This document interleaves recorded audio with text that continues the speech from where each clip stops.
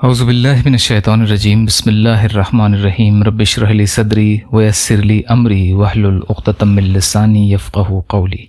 بکھرے موتی، 5واں حصہ، نافرمان اولاد اور والدین کے حقوق۔ دور حاضر میں اولاد دنیاوی تعلیمات حاصل کر کے اعلیٰ عہدے یا ملازمات پانے کے بعد نہ صرف اپنے عزیز اور اقارب اور خاندان سے کٹنے لگے ہیں، بلکہ جن والدین نے شب و روز محنت مشقت کر کے لکھایا پڑھایا وہی انہیں اب حقیر لگنے لگے ہیں۔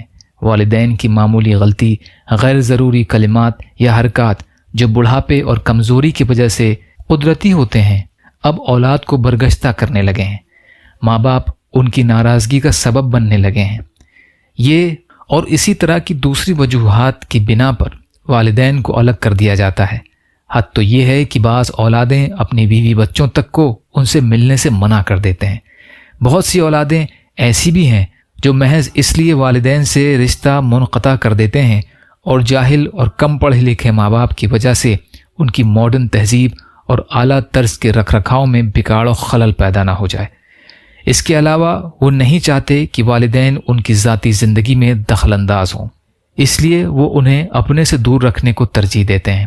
ادھر ماں باپ اپنی پوتا پوتیوں کی یاد میں پریشان ہو کر اپنی زندگی کے آخری ایام بڑی قسم پرسی میں گزارتے ہیں۔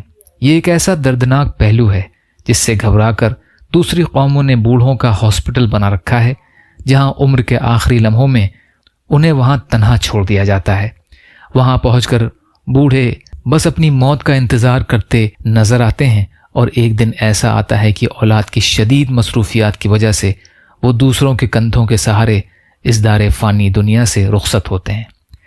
ہمارے معاشرے کے تعلیم یافتہ، نئی تہذیب کے دلدادہ، فیشن پرست نوجوانوں کو اپنے والدین بوجھ نظر آتے ہیں، جس نے نہ جانے کن کن تکلیفوں، منتوں، اپنے ارمانوں اور خواہشات کا گلا گھونٹ کر اولاد کو پڑھایا لکھایا اور قابل انسان بنانے میں اپنی پوری پونجی اور طاقت لگا دی، لیکن اس کا بدلہ سوائے حقارت اور نفرت کے کچھ نہ ملا۔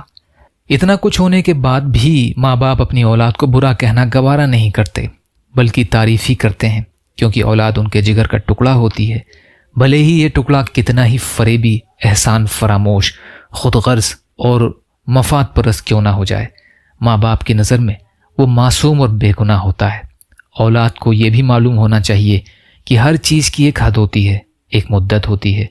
اگر وہ اس حد سے تجاوز کر جائے تو ماں کے دکھے دل سے نکلی ایک آہ بددعا بن کر ہنستے کھیلتے پھلے پھولے گلستاں کو تباہ و برباد کر سکتی ہے۔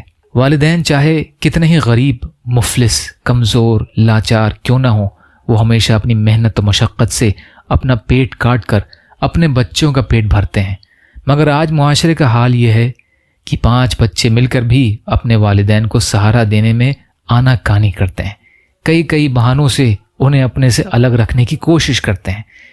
ان 5 بچوں کے لیے ان کے والدین ایک بہت بڑا مسئلہ، بلکہ بہت بڑا بوجھ اور مصیبت ہوتے ہیں۔ اسلام میں والدین کا اتنا بڑا رتبہ اور مقام ہے، تو ہمیں چاہیے کہ ہم اپنے والدین کے ساتھ، وہ چاہے کیسے بھی ہوں، حسن سلوک سے پیش آئیں تاکہ جنت کے مستحق بن سکیں۔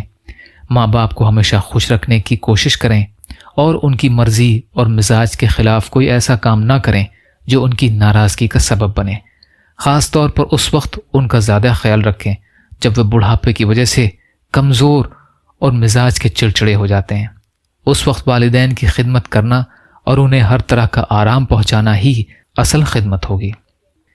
یا اللہ ہم سب کو کہنے سننے سے زیادہ عمل کی توفیق عطا فرما۔ یا اللہ مظلوم فلسطینیوں، کشمیریوں، روہنگیا مسلمان جہاں بھی پریشان حال ہیں، ظالموں کے ظلم کا شکار ہیں، ان کی مدد فرمائیے۔ ہم سب کو اپنی استطاعت کے بقدر اپنا حق ادا کرنے والا بنائیے۔ جو مانگا وہ بھی عطا کر دیجیے، جو مانگنے سے رہ گئے وہ بھی عطا فرمائیے۔